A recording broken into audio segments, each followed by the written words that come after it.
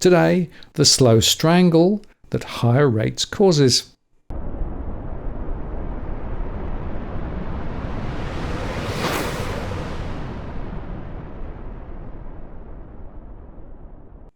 Hello again, it's Martin North from Digital Finance Analytics, one that is post covering finance and property news.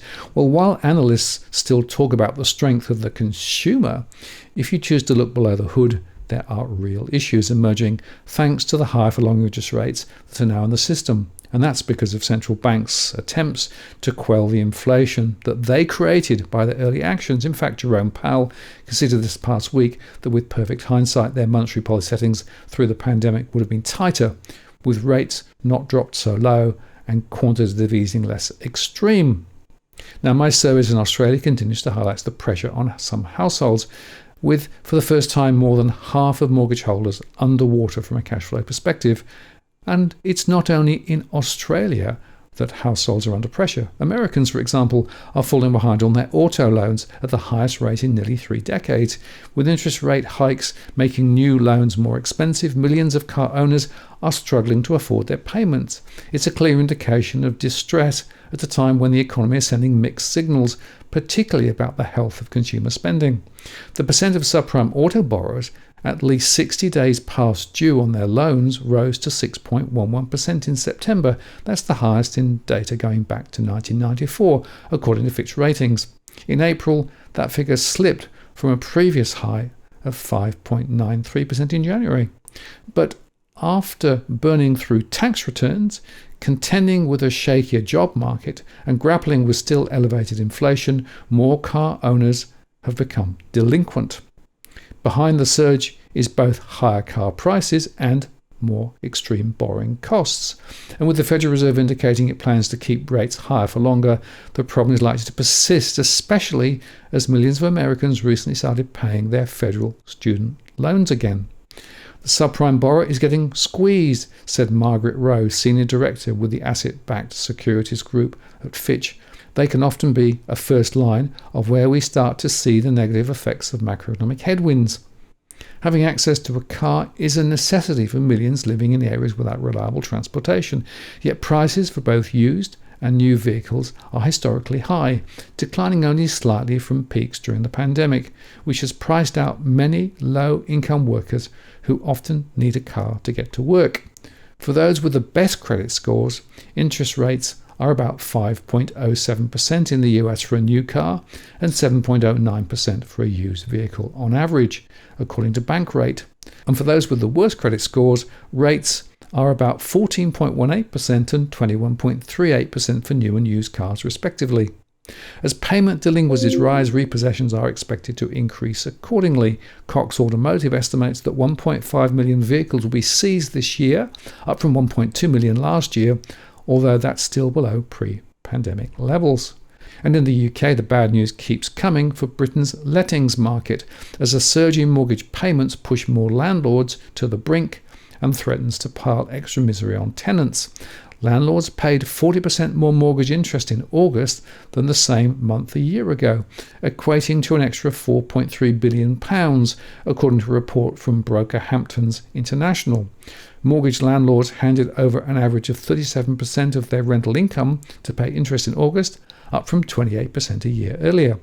And for some investors, this will be unaffordable, said Anisha Beveridge, head of research at Hamptons. They will likely bow out, keeping upward pressure on rents. UK households are facing a stream of pressures triggered by a rapid increase in interest rates and the worst cost of living crisis in a generation. Tenants are bearing the brunt of the turmoil as landlords, who often borrow through interest-only mortgages, make them particularly exposed to rate hikes. They either sell or increase rents to deal with the extra costs and tougher regulation.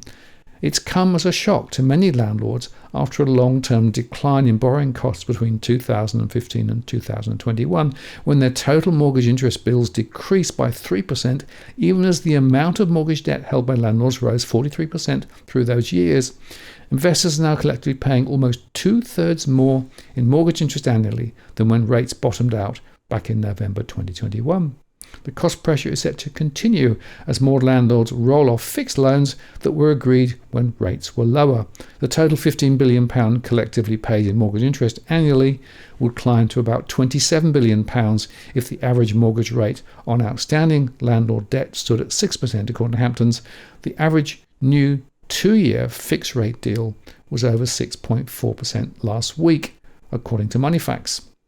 Hamptons offered tenants a glimmer of hope, saying that the rate of rental growth slowed slightly month on month in September.